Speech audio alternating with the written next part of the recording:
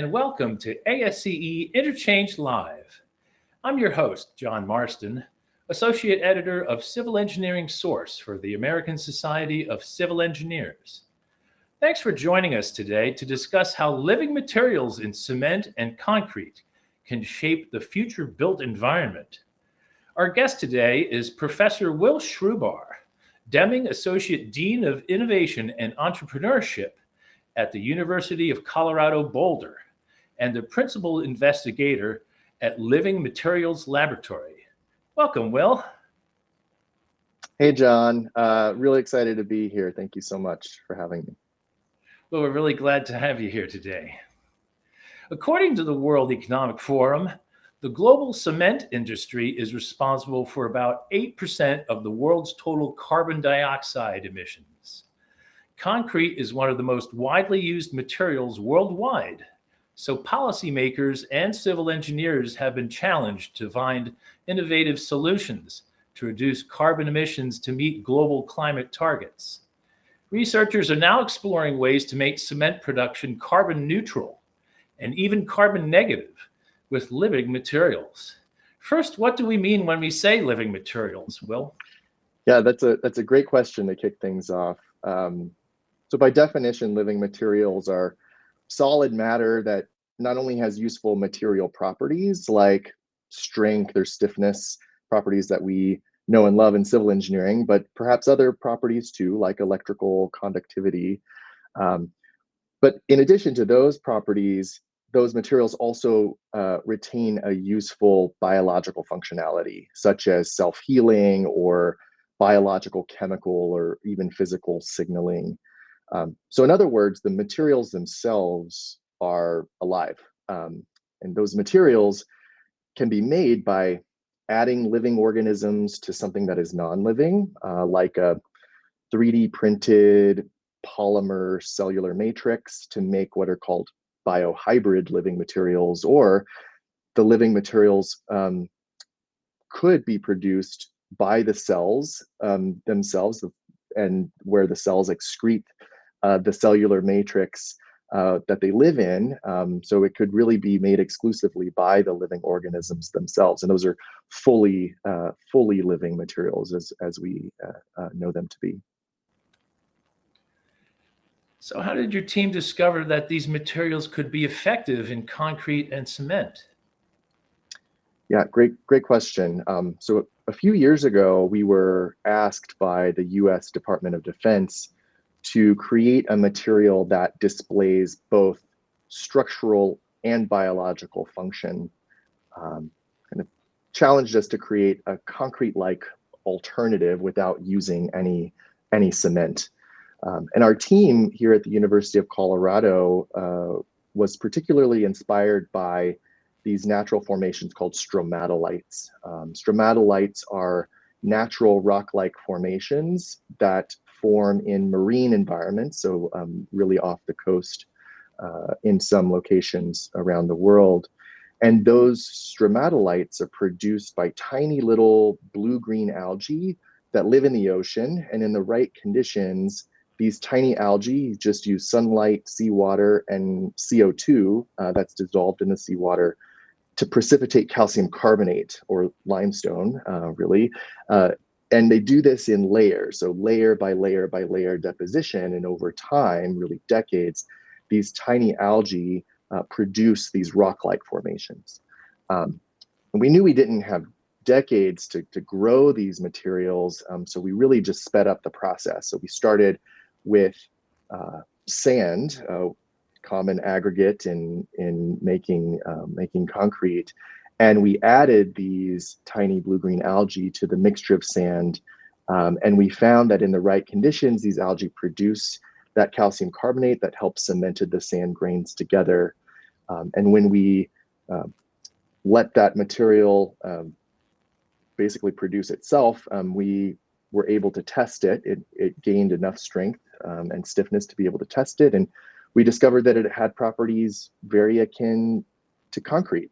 And what's really cool is that in the right conditions, we found that in the right conditions, we could keep these organisms actually alive, thus creating this living concrete-like alternative. How about that? What was that word you were using? The stromato, what is that? What did you Yeah, say? stromatolites. Yeah, Stromatolites. if you're Okay. tuning in, you do a quick little Google image search to see what I'm talking about. I'll check that out. Yeah. Now, how can these living materials be applied to the design and construction process in civil engineering projects? Yeah, what's really exciting is that we've spun out a company called Prometheus Materials, which is based here in Colorado. And through Prometheus's commercialization efforts, we've been able to show that these materials conform to both ASTM C129 and ASTM C140, which some of you may know. These are the standard specifications for non-load bearing and load bearing concrete masonry units, good old cinder blocks. So we have been able to meet those performance standards, so the blocks can really be used on any construction project that is requiring those types of materials. That's what we're doing with our specific materials, but we're not the only engineering team that are creating living materials for the built environment. There are certainly other materials that are based on fungal mycelium and calcium carbonate precipitation that are finding other applications in construction. Now, what are the key benefits of using these kind of living materials like algae and such for constructing the built environment? Yeah, there are numerous benefits. So one, they're actually carbon fixing instead of carbon emitting. So they take atmospheric CO2 that is dissolved in seawater, and that's the CO2 that is used to then produce the calcium carbonate, which is CaCO3. So the CO2 in there comes from the atmosphere. Contrast that to the cement production process, where we have to burn limestone to make cement, and when you burn calcium carbonate that's in the limestone, off goes the CO2 that has been stored. So carbon fixing is certainly a primary benefit, but they also have other benefits, such as being non-toxic, biorenewable, super easy to grow. There are fresh and saltwater strains of algae, so they're basically found everywhere on the planet. It's also very economical to grow algal strains compared to other biological organisms. They simply need sunlight, some form of water, and CO2. In addition to that, just some benefits of algae include the fact that they make other things too. In addition to the biocements, their own cell bodies are made up of sugars, proteins, and lipids that can be used as chemical building blocks for other materials, construction materials, including non-isocyanate polyurethane that we use a lot, in insulation. But then other benefits generally of like living materials, like self-healing concrete, include reduced life cycle costs due to maintenance and rehabilitation if they have that self-healing capability, or they could serve other useful functions, like I mentioned, such as signaling when it's time for repair or indicating that there are toxins in the air. How about that? I mean, some of that sounds like science fiction, but it seems like it's pretty close to reality now. How about that? Yeah. Now, what are some of the challenges of using these living materials in construction and design? Mm-hmm. Yeah, some of them are not. Some of the challenges are not unique to living materials. Any new material that's introduced into the construction industry has to meet some of these challenges, like scale. You have to be able to produce enough of the material. It has to be economical. We face that challenge that we are in a commodity market, so we have to be cost competitive with incumbent materials like concrete masonry units. Some challenges related to durability and also public perception. On the durability side of things, natural materials are really great in terms of sustainability. Living materials are really great, but that also means that they may actually naturally degrade, like natural materials tend to do. So we have to be able to balance that tendency for degradation with really the right material formulations and the right target applications for these materials. On the public perception side of things, living materials indoors is initially perceived as bad. Microbiome. Just the word microbiome may invoke like a negative feeling or have a negative connotation. But really, we want to flip the paradigm on that. We want to change the paradigm because there are actually really positive and healthy microbiomes. And so we're kind of asking questions like, how do we flip that paradigm? How do we get folks to realize that we've been building with natural, once living materials like wood and bone and skin for millennia? And how can we really like change that public perception a bit as we bring these new biotechnologies to the market? When you're talking about microbiomes, it sounds a little bit like, taking probiotics for your gut or something. That's a really healthy microbiome. There are great healthy microbiomes in your nose. And why couldn't there be healthy microbiomes around you that help protect you, right? And do really amazing things like self-heal. Right, yeah. Now, I mean, to be able to use this algae in the concrete and stuff, where are you going to get the algae from? Who makes the algae? Can you scale it up? Who will make the algae to do this? Yeah, so like I mentioned, Prometheus Materials just down the road is cultivating large quantities of specific strains of algae that undergo biomineralization. And there are very large scale algae farms. We're standing on the shoulders of some giants that have gone before us. About 10 to 15 years ago was a massive biofuel revolution where folks were really trying to understand how algal systems can be used to produce fuel. And there are very large scale algal cultivation systems all around the world. If you looked up stromatolites, you can also look up algae farms and see some really impressive facilities. So that has already those systems have already have had some proof points in terms of our ability to scale that cultivation.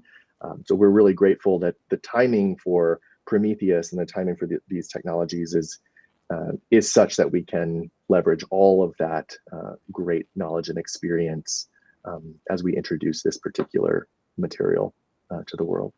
That's great. That reminds me of what the major oil companies were pursuing algae for fuel at one point too. They kind of drifted away from that, though, I think, right? Yeah, exactly. And like construction, fuel really faced a challenge of cost, right, and being cost competitive with petroleum. Right. Yeah. Now, why would we want to use such living materials as opposed to more traditional or even new other kinds of high-tech construction materials? Great question. And you alluded to this in your introduction. The last 200 years, since the Industrial Revolution, human activities have resulted in massive global unsustainability. Yes, fueled by population growth and an increased reliance on non-renewable resources that in turn has resulted in massive carbon emissions and climate change. So in order to sustain our planet and our resources, we really have to turn to new, cost-effective, sustainable, and in many cases, regenerative materials to meet global sustainability demands of the future. And I'm really convinced that 200 years ago, like if we knew what we know now, not only the consequences of going the path that we did, but if we knew more what we know now about biology and the potential of biomaterials, I'm really convinced that we wouldn't be burning all of the limestone to make cement, and we wouldn't be mining all of the ore to make steel. We'd actually be turning to biology and to nature to help us manufacture the materials that we need to build our new world, because we need it to be so sustainable. What's kind of exciting is that the dawn of space colonization is actually giving us a chance to do it correctly. You know, not giving up on Earth by any means, but if you think about it, we're not going to be hauling bags of cement or steel beams to the moon or to Mars. My vision and the vision of others is that we'll be bringing biology with us, and we'll work with it to build these brand new worlds. I can see that. Makes sense. How can we incorporate these living materials into existing infrastructure? Yeah, that's really exciting. So I know of at least 2 retrofit projects that either have used or plan to use Prometheus's living materials technology. They're also developing, Prometheus is also developing a ready-mix concrete product that could be used on virtually any building design and construction project. So durability, of course, is always top of mind. So it does come down to the specific application and its performance requirements in terms of which materials can be used and where, but there really is no limit to how these materials can really be applied if engineered correctly. Now, how can civil engineers learn more about implementing living materials into their designs and projects? Yeah, if you're a contractor or a structural engineer interested in using, you know, zero emission concrete masonry units on your next project, you should definitely reach out to Prometheus. But in general, I suggest those of you who are interested in keeping up to date on the biomaterial revolution in construction to go ahead and follow Prometheus on X and LinkedIn. And in addition, please follow my research lab, the Living Materials Laboratory at the University of Colorado. We're creating some exciting next generation living materials in my lab that we can't wait to share with the world. So follow us too on X and LinkedIn. And finally, there are other great resources on the web too that provide more information on living materials and the benefits they can and will impart to building, design, and construction. So please go to Google and embark on your own living material adventure. That's great. Well, the people should look you up on social and on your website. And that website is what, livingmaterialslab.org, is that correct? Yep, livingmaterialslab.org. Okay. Well, great. Well, it's great that you were with us today. Well, thanks for joining us for this enlightening discussion on how living materials will shape the future built environment. Yeah, thanks so much, John. Had a great time. So thanks. Appreciate your being so with much us again today. for having me. Yeah, thanks again. For more information on ASCE's Interchange series, visit asce.org/interchange. Thanks for tuning in today, and we'll see you again next time on ASCE's Interchange Live.